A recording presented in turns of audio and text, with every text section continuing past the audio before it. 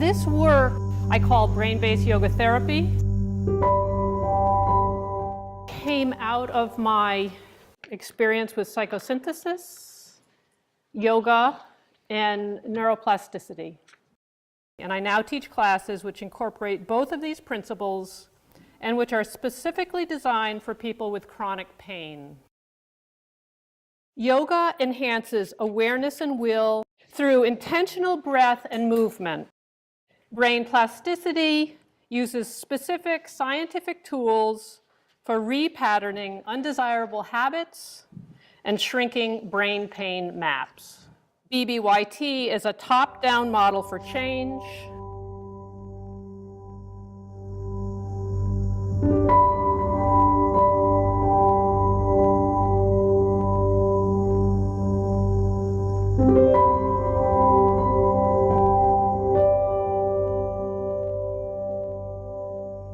It uses conscious intention to access unconscious materials. And it cultivates will alignment to shift attention away from pain and towards a more desirable outcome or goal.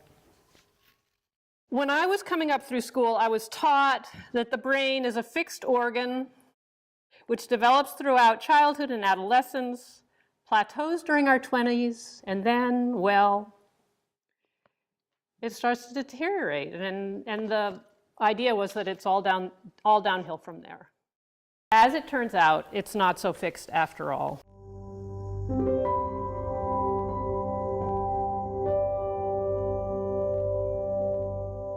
Learning creates brain changes throughout our lives. Neurons that fire together wire together. Wiring together reinforces neuronal pathways and builds brain maps for specific tasks. Changes occur over time, and with consistent practice, eventually become more or less automatic and unconscious. The good thing about the brain is that it's plastic. But the bad thing about the brain is that it's plastic. The upside of plasticity, learning to drive a car, type, ride a bicycle. These are all examples of skills which originally took great focus and intention to learn, but which, once the skill had been learned, were just there, accessible to us more or less at will. So the downside of plasticity? Acute pain, we all know, as opposed to chronic pain, is an important signal to the brain. It notifies us of the need for immediate attention and action. It is our friend.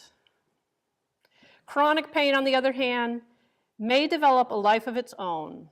Chronic pain may become a learned pattern in the brain which follows the same rules as other learning. Remember, neurons that fire together wire together. Pain may flare more quickly. It may get stronger over time. And it may become more or less extensive as it expands into other areas of the body. And unless we do something to unlearn it, it may be with us for a long, long time. Since neurons that fire together wire together, as neuronal activity for pain increases, brain map areas for pain expand.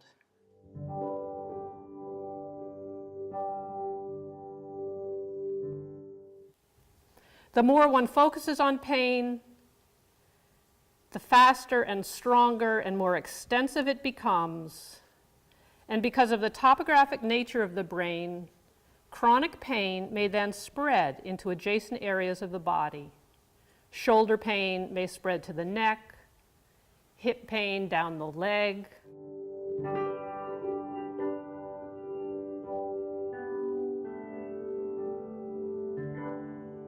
Pain maps may also expand and then jump into adjacent brain map areas, affecting even more remote regions of the body. So neck pain may be in the opposite knee. This is what's known as referred pain.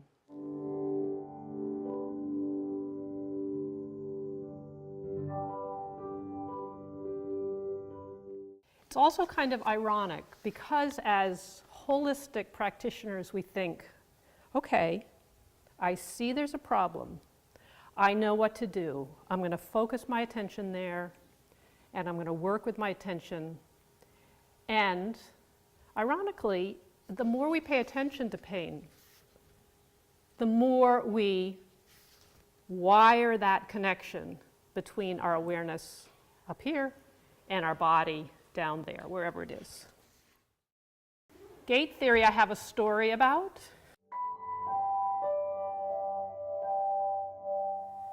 Years ago when I was visiting relatives, I broke my ankle while running alone in the desert.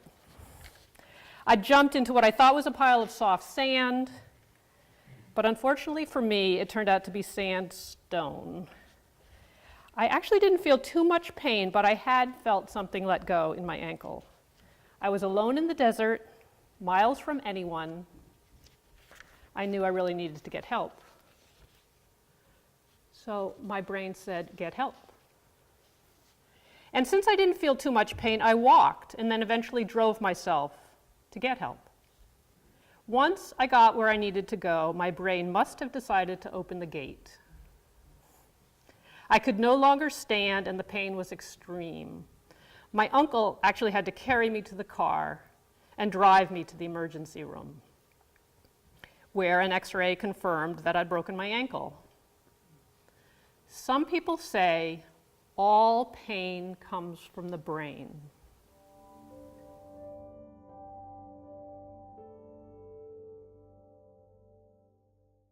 Since neurons that fire apart, wire apart, we may actually shrink pain memory, reducing the speed, intensity, and extent of chronic pain.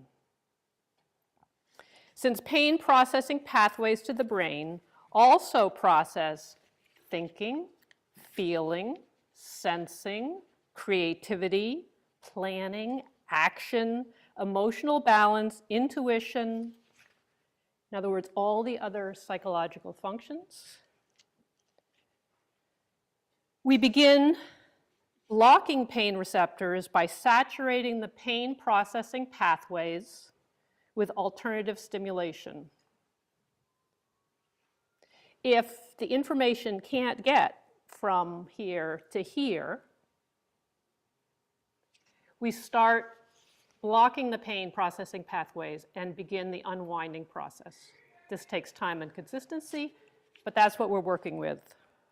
Focusing on almost anything but pain may prevent pain signals from reaching the brain, and in doing so, unwire brain pain maps and rewire the brain. So to demonstrate, I'd like to do a short exercise. If you're willing, soften your focus or close your eyes and breathe. Begin by paying close attention to your breath. Focus on the inhalation. Focus on the exhalation. Returning to your breath again and again. Grounding yourself, becoming more fully attuned to this present moment with each inhalation, each exhalation.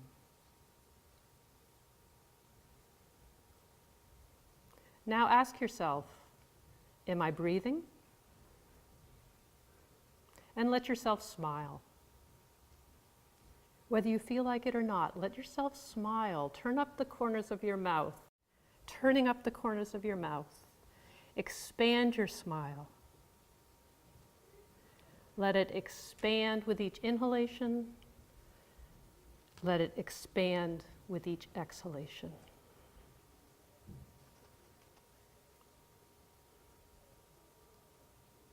Now let yourself remember or imagine, doesn't matter, something positive and highly valuable to you. Maybe it's the first time you held your child in your arms. Maybe it's floating in the ocean with the gentle lapping of the mother. Find your imagery. This is yours. This is yours. So find what's really highly valuable to you and enhance it. Give it color and texture.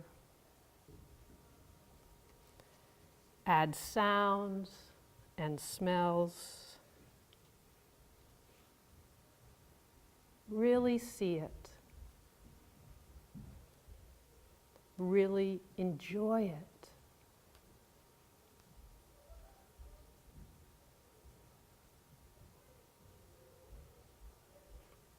Now notice how you're feeling. Maybe do a quick body scan from the soles of your feet to the crown of the head. Is every cell in your body aligned with your imagery?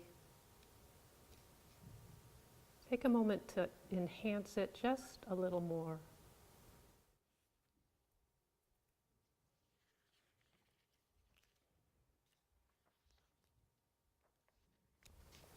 And now slowly and gently begin to come back to the room, drawing your awareness in. And when you're ready, gently open your eyes.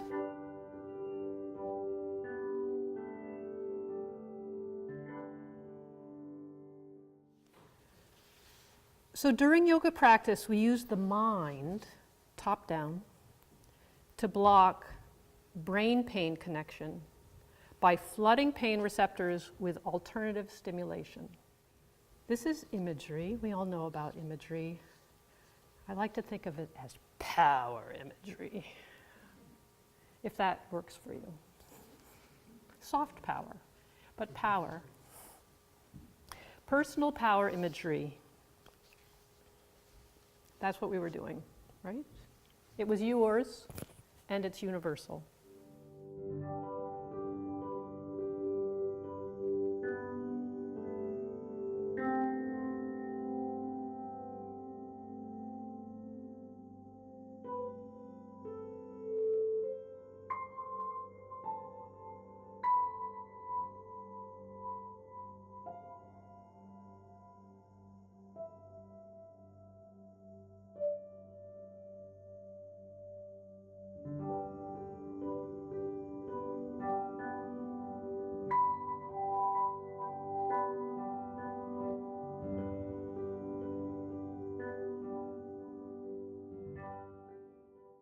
Rather than collapsing into pain,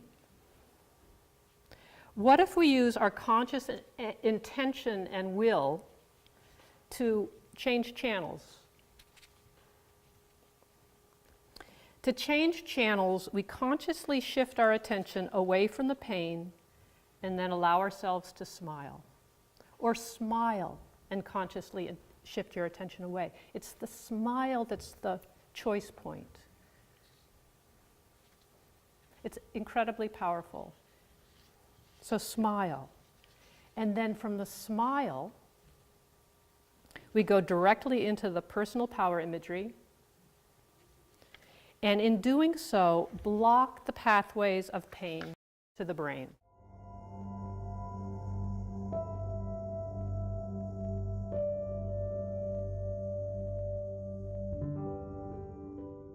Part of the daily yoga practice, and this is a daily practice, it needs to be daily because we learn through repetition over time.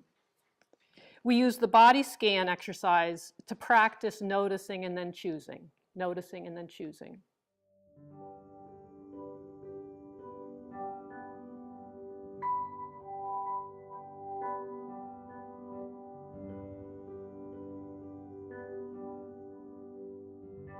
Daily yoga practice uses gentle warm-ups, stretches, and strengthening forms to facilitate an incremental challenge and to reinforce the brain repatterning exercises. So when I say incremental challenge, I'm talking about how yoga may actually trigger areas of chronic pain to become activated. And then this offers an opportunity to practice. So we mindfully observe the sensation and then choose to intentionally respond to the pain, first with a smile, then followed immediately by the personal power imagery.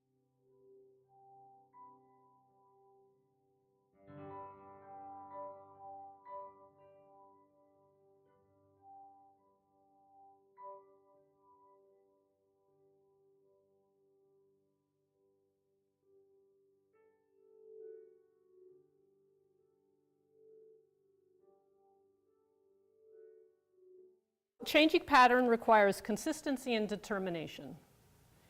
You can't think about this idea and make it happen. You have to do it, you have to do it consistently, and you have to do it consistently over time, because that's the way we learn. Remember when your kids or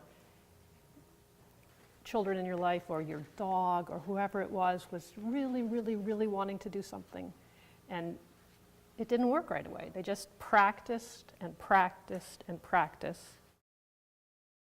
And that's what made the shift.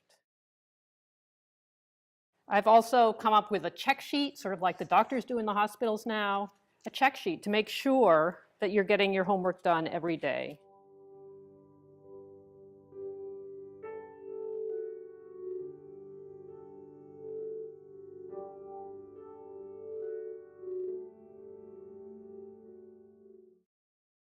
In the 12th century, the Tibetan Buddhist monks developed Lojong practice, or mind training. And there's this quote that's in one of the mind training cards that I have on my desk. Don't talk about injured limbs. This really isn't such a new idea. It's an ancient idea, and neuroscience is now proving it works.